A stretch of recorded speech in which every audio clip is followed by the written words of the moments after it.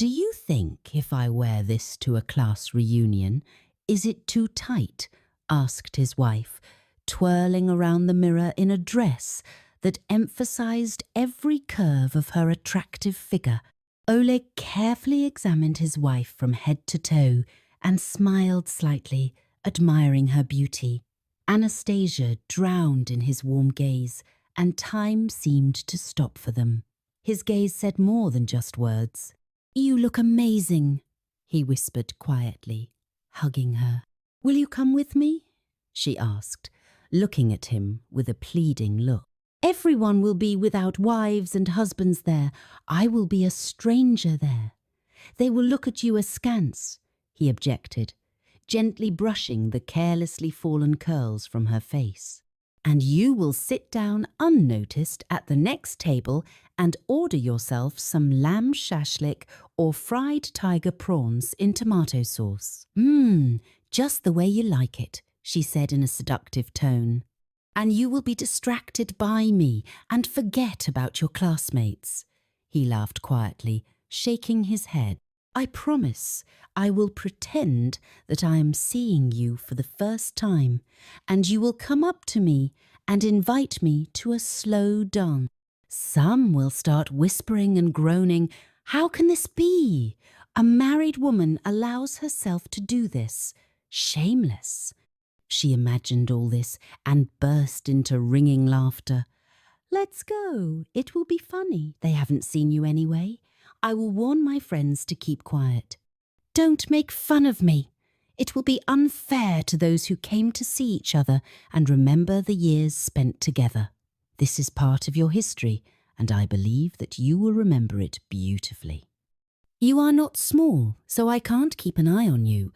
You know how to behave decently, and I think I won't have to worry about you." "Right, what time to pick you up?" he answered, and went on to insulate the balcony. Not a drop of jealousy.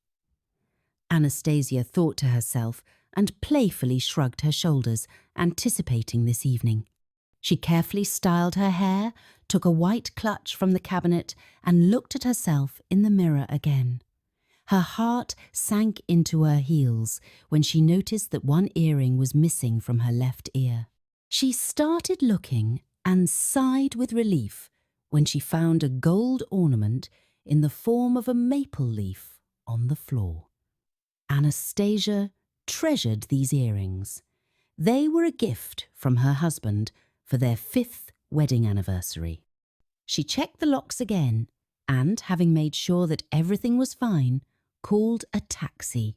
"Thank you for waiting for me." "I had to wait a little. There were traffic jams," she said, hugging her classmates, who had been patiently waiting for her for almost an hour.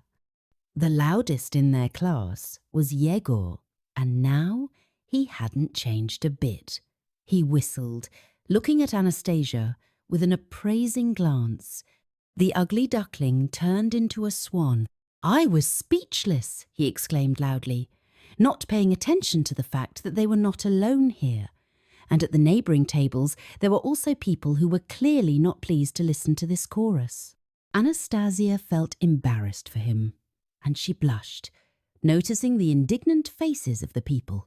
"Tell me a place where people get so beautiful with age. Maybe I would get younger too," he continued, despite the comments. "I was lucky with my husband.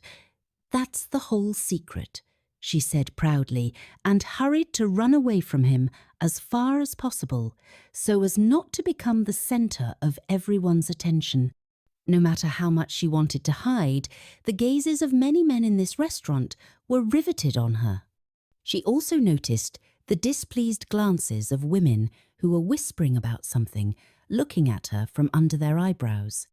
"It seems I chose an unsuccessful dress for this meeting," she thought to herself. A conversation began about who does what, who they live with, how many children they have, etc. Some remembered their school dreams and first love. "And I was in love with Dasha." This Yegor again began to confess his feelings directly to his face. "She didn't come to the meeting. I would like to see how she has changed." If she is like Nastia, I would fall in love again. His loud laughter filled the entire restaurant like a noisy flood. Moreover, he was already tipsy, and his half-asleep gaze was directed towards Anastasia. "Egor, can you be quieter?" They had warned him several times, but he didn't care. He hadn't changed a bit. He felt like the king of the party and even went out onto the dance floor to have a blast, even though he didn't know how to dance. He was fooling around as best he could, and it was awkward for those who were watching him.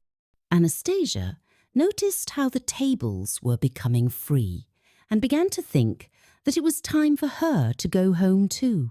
At that moment, a man who had been watching her all evening walked towards her. He wanted to talk to her, but Egor got ahead of him and stood next to Anastasia, hugging her around the waist. She pushed Yegor away and was about to quickly leave, but then she bumped into a blue-eyed blonde. He looked like some kind of movie actor. Well-groomed face, immaculately dressed, and apparently very rich. Anastasia had seen him next to the DJ a couple of hours ago.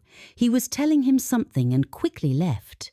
Now, in a few minutes, he had demonstrated his gallantry to her in all its glory, as if he had carefully prepared for this meeting. She raised her eyebrows in surprise. Suddenly, quiet music began to play. Everyone around was watching what was happening in the centre of the hall and whispering about something. The blonde again extended his hand to her without waiting for an answer. "This is the son of the restaurant director, a celebrity." Wow! She suddenly heard her school friends talking. At that moment, even Yegor fell silent.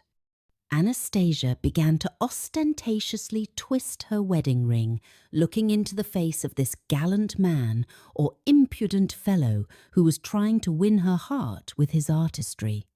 "Just one dance," the young man insisted, devouring her with his gaze. He did not let her leave, continuing to achieve his goal.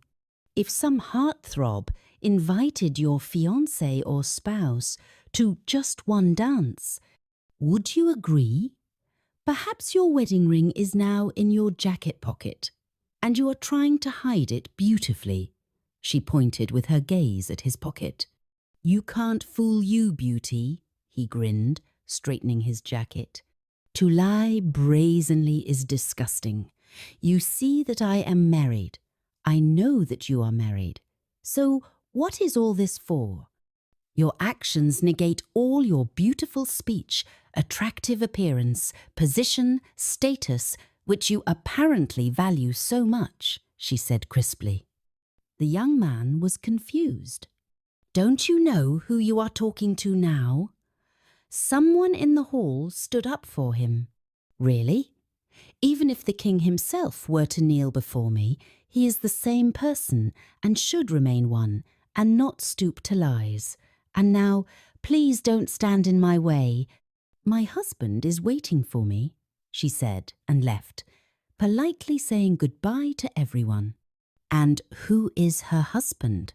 They remained whispering behind her back, and their hero left before they started pointing fingers at him.